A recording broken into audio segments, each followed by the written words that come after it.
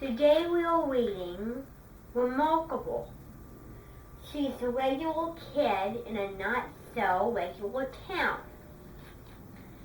Everyone except Jane, that is, while the rest of the town of Remarkable is busy being talented, gifted, or just plain extraordinary, she's never been anything but ordinary. But when Jane finds herself in a school with the mischievous Grimlet twins and befriends a strange pirate captain, her life suddenly gets a lot more interesting and a lot less ordinary. As the series of adventure puts the whole town in danger, she knows that it's up to her in her own modest way to save the day.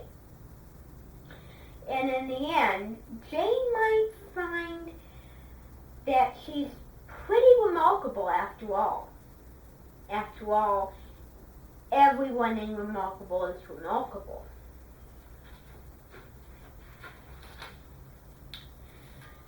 In the distance, Jane could see the tall, castle-like building that was home to Remarkable's school for the remarkably gifted.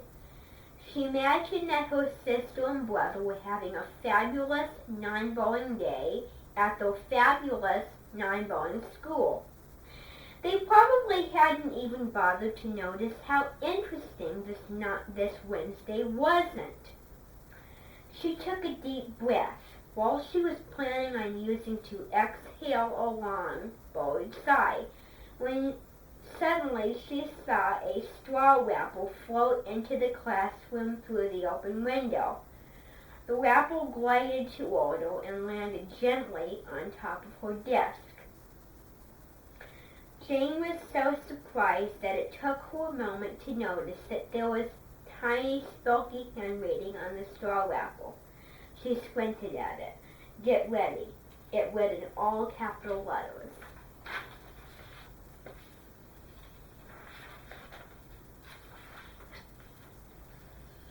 Chapter 1. A Remarkable Town. High on the top of a majestic mountain, in a spot where every view of the valley below is more breathtaking than the next, was a small town called Remarkable. The town had not always had this name.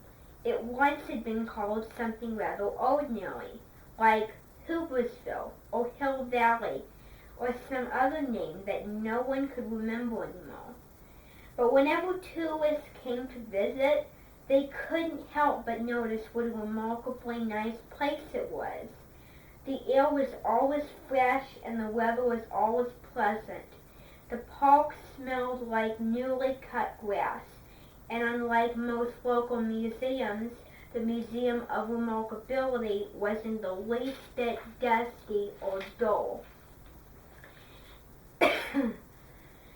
There was a beautiful lake known as Lake Remarkable, and nearby were 3 elegant glass-domed buildings that housed the world's largest live butterfly collection.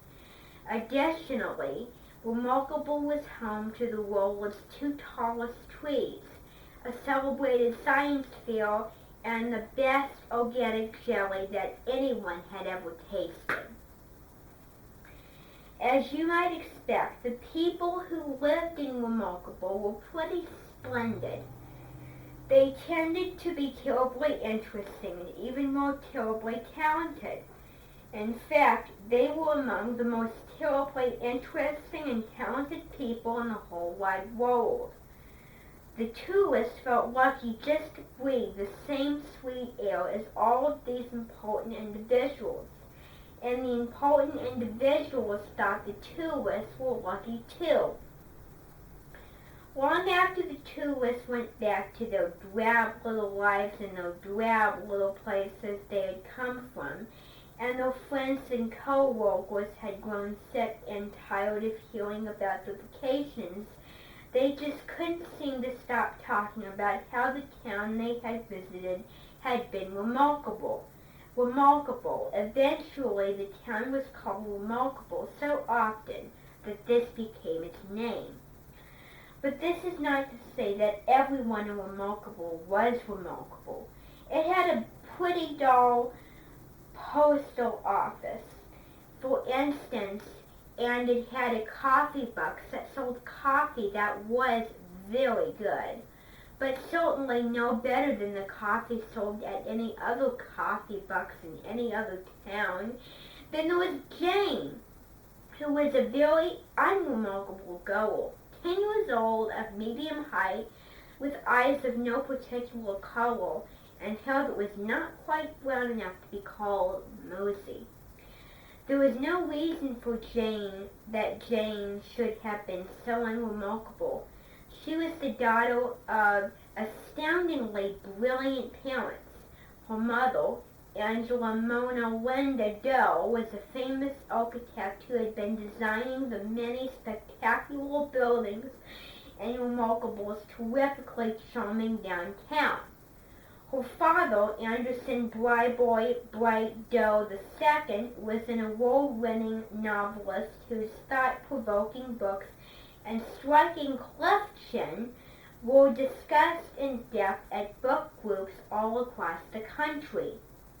When they decided to start a family, everyone in town figured that their children would be geniuses. And everyone would have been right, too, if it weren't for Jane.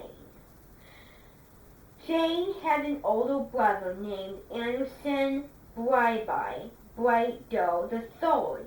He was remarkably good-looking, so handsome, in fact, that people often stopped him in the streets to tell him about it. These comments always made him blush, right to the roots of his wonderfully wavy hair, giving everyone the impression that he was always quite modest, which made him seem even more handsome, since modesty is an attractive quality. 5-8 stardom.